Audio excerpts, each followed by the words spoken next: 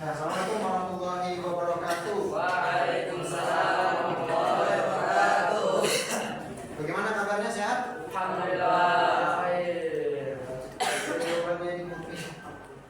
Bagaimana kabarnya? Alhamdulillah sehat. Biasa enggak ada. Mana lagi kelas? Sakit. Berarti kita pilih aja deh. Coba di yang mimpi doa yang ada nomor ya. Silakan Anda. Ada aja lah. Pakai bahasa Indonesia ini apa-apa kan? Gak usah bahasa Arab, bahasa Indonesia. Ya, silakan dipimpin doanya sama murojaahnya. Tangan di Mari kita mulai pembelajaran pada siang hari ini dengan membaca pelajaran Bismillahirrahmanirrahim. Bismillahirrahmanirrahim. Raditu billahi rabba wa bil islami dina wa bi Muhammadin nabiyya wa rasula. Rabbi zidni ilma warzuqni fahma. Amin. Baiklah, rojib ala-ala ada tahu. Billahi minasyaitonir rajim. Bismillahirrahmanirrahim.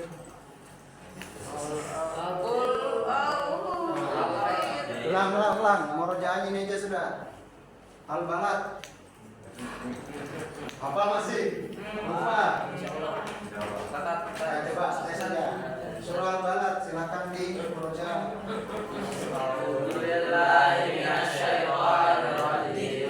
Bismillahirrahmanirrahim. La aqsimu bihadzal balad wa anta hillum bihadzal balad wa walidin wa ma walad. Laqad khalaqnal insana fi kabad. Ayahsabu an lan yaqdiru alayhi ahad. Yaqulu ahlaktu malan lubada.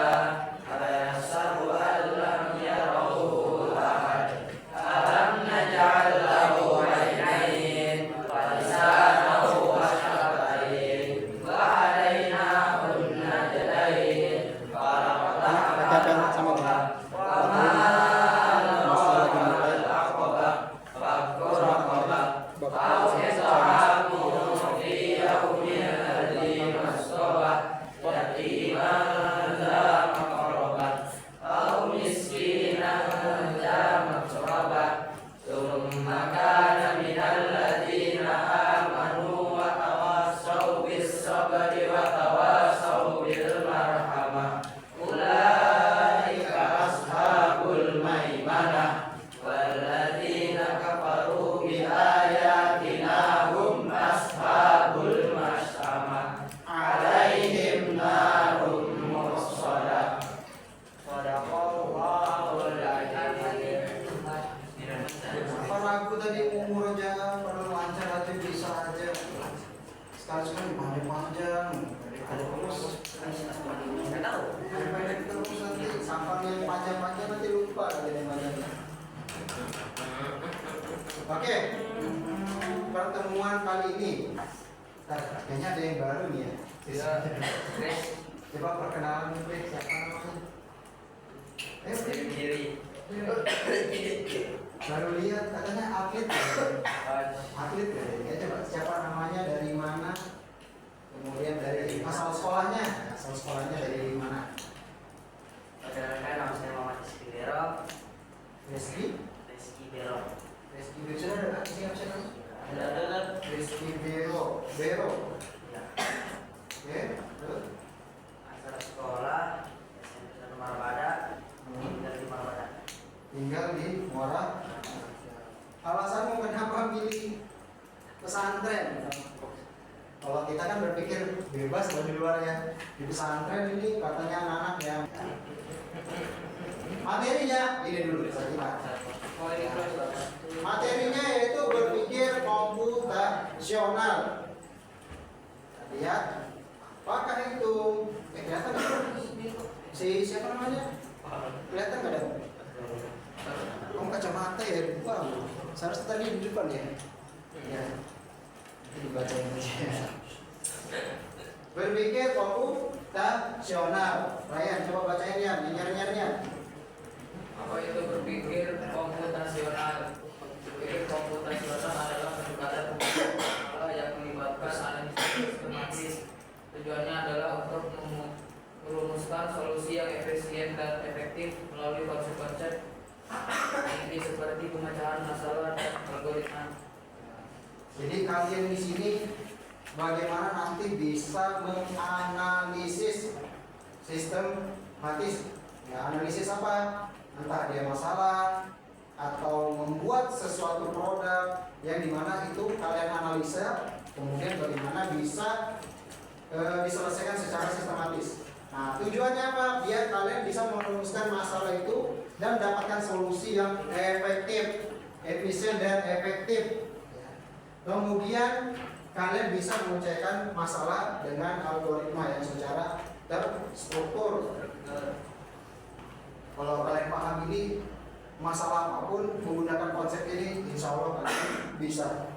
Masalah dalam asrama, masalah dalam kegiatan-kegiatan di lapangan, bahkan kalian kalau hobi olahraga, kalian bisa masukkan ini. Ya, bagaimana kalian bisa mencetak gol yang efektif? Ya, oponennya tiki taka. Gimana supaya kalian bikin konsep tiki taka? Oke, kumpulkan orang-orang hebat. Mana nih pemain-pemain timnas dari Madinah nih kumpulkan. Nah, ini bagusnya jadi back, ini bagusnya jadi penyerang. Itu kerjanya kapten sama pelatih nanti itu yang instruksinya langsung di lapangan. Nah, kalau misalnya kalian mampu menganalisa, kalian pasti akan mudah mencetak gol dan bisa menang.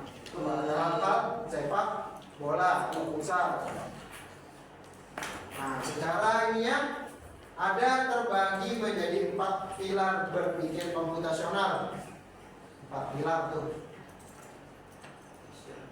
Coba apa namanya? Tolong dibacain 4 pilar itu. 4 pilar berpikir komputasional. Decomposition, memecah masalah kompleks menjadi bagian yang lebih sederhana untuk pemecahan. Pattern recognition, mengidentifikasi pola dalam data untuk menyederhanakan analisis dan keputusan. Abstraction, menghilangkan detail yang tidak penting untuk fokus pada aspek utama masalah. Algoritma, langkah-langkah sistematis untuk menyelesaikan masalah atau mencapai tujuan tertentu. Nah, ini 4 pilarnya, nanti akan dijelaskan per satu ini ya. Yang pertama, decomposition atau pemisahan masalah.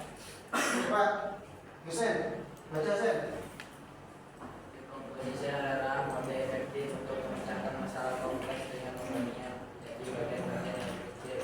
Ini membantu dalam memahami masalah dan menemukan solusi lebih cepat. Jadi kalau dalam ibarat mau cetak gol dalam sepak bola atau main futsal, nah kalian kumpulkan dulu nih orang-orang yang memiliki talenta. Ada yang hebat jadi kiper, ada yang hebat jadi penyerang, ada yang hebat jadi gelandang tengah atau gelandang kiri kanan. Biasanya yang bagus. Ya, pokoknya yang menjadi umpak untuk si penyerang. Ya, ada yang menjaga belakang, ya, backnya. Wah, ini orang yang tangguh, kuat, anti jatuh kalau ditabrak. Itu kalian susun tuh. Nanti yang penyerang sebagai apa? Bagaimana tugasnya? Kalau dalam hal bermain sepak bola. Sekarang coba yang kedua. Pattern. Si David, coba baca David. Mengenali pola, membantu kita dalam menganalisis data dan menemukan solusi. Contohnya dalam pengolahan citra, pola dapat mengidentifikasi objek tertentu, memudahkan pengambilan keputusan dengan lebih cepat dan akurat. Kalau kalian main bola itu kan paling sering kalian tuh kalau kebobolan dari segi kiri kanan, dari kiri kanan atau tengah. Biasanya kalau sepak bola yang sering kebobolan, yang main bola siapa dia? dari serangan seri kanan atau kiri atau tengah? Biasanya yang sering kiri. Nah, kamu analisa tuh, kiri ini di mana kok bisa masuk ya? Apakah nanti backnya kita kuatkan yang sebelah kaki kanan? Kalau dia nyerangnya sebelah kiri ya, kiri kan, berarti sebelah kanannya kita. Berarti kanan yang harus kuat ini menghadang si penyerang dari sebelah kiri. Kita harus pandai menganalisa ya, bagaimana caranya untuk menemukan solusi ya. Oh ternyata di tengah juga lebih hebat, berarti kita butuh back yang kuat juga untuk posisi tengah. Ya biasanya tengah ini yang badannya agak besar, ya karena dia harus tahan jatuh ketika di body. Pak, tolong ya, instruction. Selanjutnya siapa namanya? Sampai ngadarkan ya. Berarti membuat kita untuk pada masalah menggunakan data yang tidak perlu ini memungkinkan kita untuk menemukan solusi yang efisien dan efektif. Menyederhanakan masalah, untuk kita untuk fokus pada elemen penting. Ya, elemennya yang penting kalau sepak bola itu mencetak gol. Ya, jadi nggak perlu kalian lulus wasit, nggak usah ngurusin lapangannya ini kurang bagus nih lapangannya nih. Ya, lapangannya nih apa ya? Nggak ada penontonnya ini, nggak perlu nih. Nggak usah dipikirkan, yang penting itu gimana kalian bisa fokus untuk mencetak golnya. Ya, fokus sama teman kalian. Ya, fokus bagaimana arah bola ini tidak mudah diambil oleh lawan. Nah, ini algoritma. Si apa namanya? Adit, Aditya Hadid.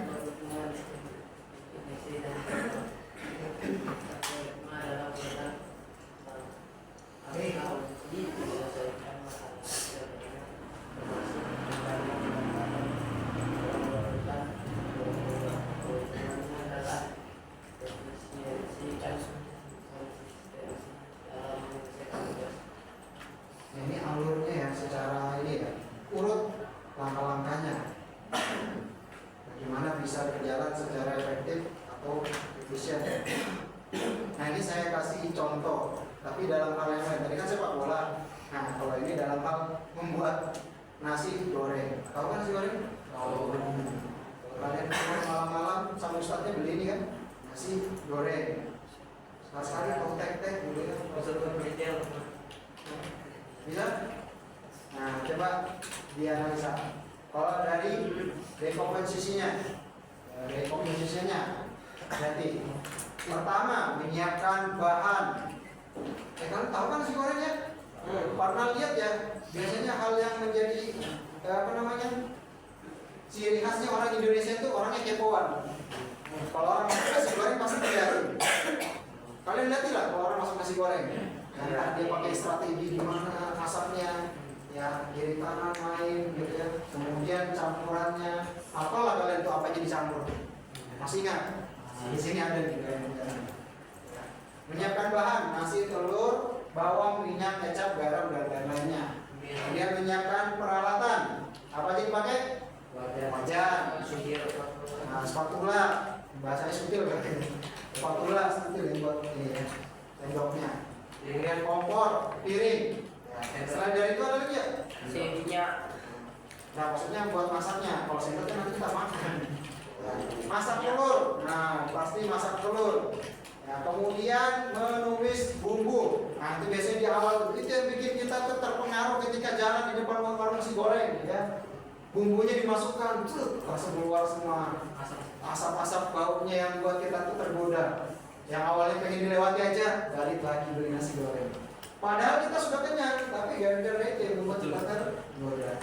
Makanya kalau orang jualan nasi goreng posisinya di depan, nggak masak di dalam kan? Strategi itu, ya. Nasi goreng strateginya dia jualan masak di depan supaya orang itu tercium baunya dan mampir, ya. Terus strategi itu. Kemudian masukkan nasi, kemudian berikan bumbu tambahan, ya, kecap, garam, penyedap. Udah banyak ya, kecap, saus, Apalagi yang kalian ingat, ada namanya minyak wijen, ada kecap raja rasa, gula, pecin, garam, apalagi itu masako, banyak tuh. Nah, kalau kalian detail melihat si pemasaknya itu, nah itu ada semua di situ kalian lihat. Pasti harus ada handuk jadi lehernya kalau kalian masak nasi goreng. Masalahnya kalau ada orang yang suka keringatan terus nggak pakai handuk itu bahaya itu. Masak aja itu diperhatikan itu. Nah, makanya kalau beli nasi goreng itu lihat. Nah, misal kan kalau beli nasi goreng bisa tahu orang ini bagus bersih, menjaga kebersihan higienis. Ada tempat yang nasi gorengnya itu luar biasa.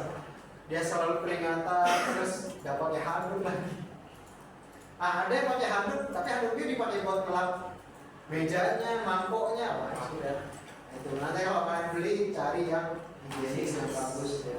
Paling mampu kalau beli yang begitu ya. Ya mengaduk sampai matang, menyajikan nasi goreng. Ya, kemudian better recognition-nya apa? Tuh, polanya mirip dengan memasak mie instan. Pernah masak mie instan? Nah, kalau kalian bisa masak mie instan, kurang lebih lah masak nasi goreng. Kenapa nasi goreng kan yang versi jualan kan pasti kompornya besar. Nah, kalian bikin kecil aja dulu. Ya, pakai kompor gas portable. Makanya nggak salah. Kompor gas portable, masak. Ya apa aja ikut ya. Jadi kalau nggak cukup lengkap yang ada di luar, ya sederhana aja cukup tuh bawang, telur, minyak, kecap, garam, saus. Ya. Tapi kalau nggak lebih enak, ya. Lebih sehat. Ya. Kecap aja. Dan kecapnya juga terlalu banyak juga. Nanti kalian diabetes kalau terlalu banyak kecap. Sama seperti masak mie instan, siapkan bahan, panaskan alat, ya, kemudian olah bahan, bumbui, sajikan. Ya, pola menumis juga sama kita masak sayur atau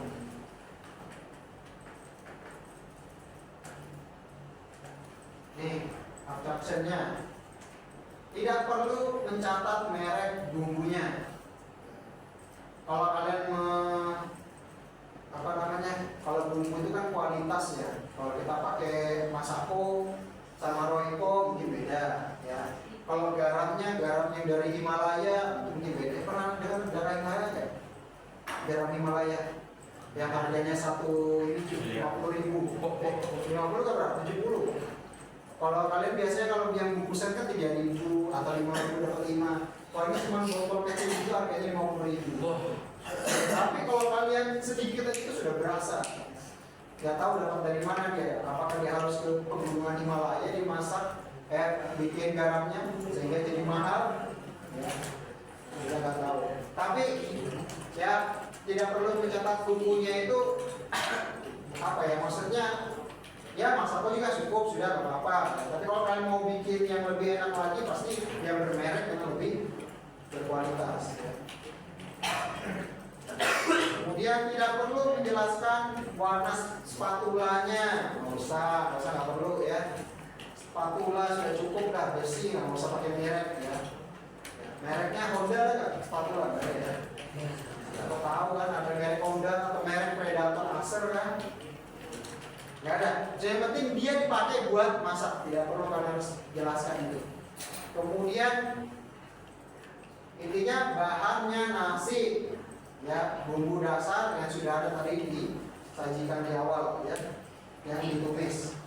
Nah, kemudian baru ada, berpikir alurnya, ini alurnya akan bikin. Siapkan semua bahan dan peralatan, panaskan wajan dan tuangkan minyak. Masukkan telur orak-arik. Tahu telur orak-arik ya? Biasanya di awal tuh ditumpahin baru dia. Kemudian tumis bawang hingga harum ya. Jadi masukkan bawang itu enggak masukkan bawang langsung masukkan nasi enggak. Dia harus ditumis dulu. Dimasak, dibikin matang sampai keluar aroma yang harum. Baru masukkan nasi ke dalam wajan. Masukkan telur orak-arik. Tambah kecap, garam dan penyedap secukupnya. Aduk rata hingga nasi berwarna kecoklatan. Tahu kan kalian warnanya apa? Jangan sampai kalian masak kuning. Ya, beda ya. Nasi kuning dikukus atau didadar? Didadar atau dikukus? Didadar. Pernah masak nasi kuning nggak? Lebih enak nasi goreng atau nasi kuning? Ya. Kemudian sajikan ke piring. Nah, tugas kalian simpel aja, nggak usah banyak-banyak. Bisa nggak kalian cari di internet atau di mana? Ya, kalian bikin mau makanan kah, mau kalian bikin minuman kah, tapi dibikin konsepnya berpikir komputasional. Ya seperti ini. Ya, menggunakan 4 pilar tadi ini. Nah, oke. Sekarang tugas kalian silakan dibikin seperti ini. Ya, jadi ada 4 pilar, yang 4-4-nya itu ada. Oh, tampilkan contohnya ya.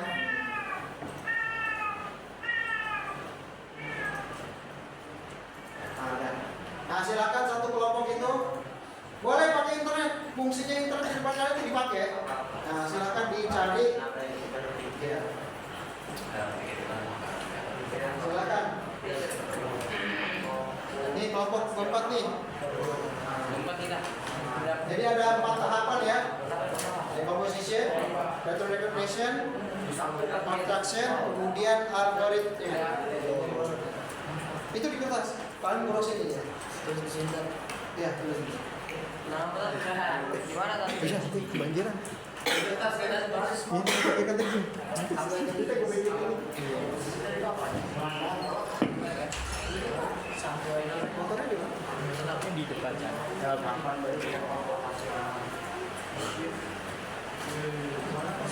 di mana? Makanan atau apa? Makanan ya? Yang muda ya? Yang muda dah. Makan apa? Yang muda kan? Kayak beda.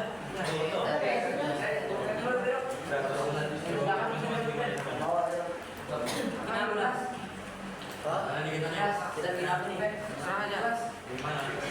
Kelas. Ambil di mobil.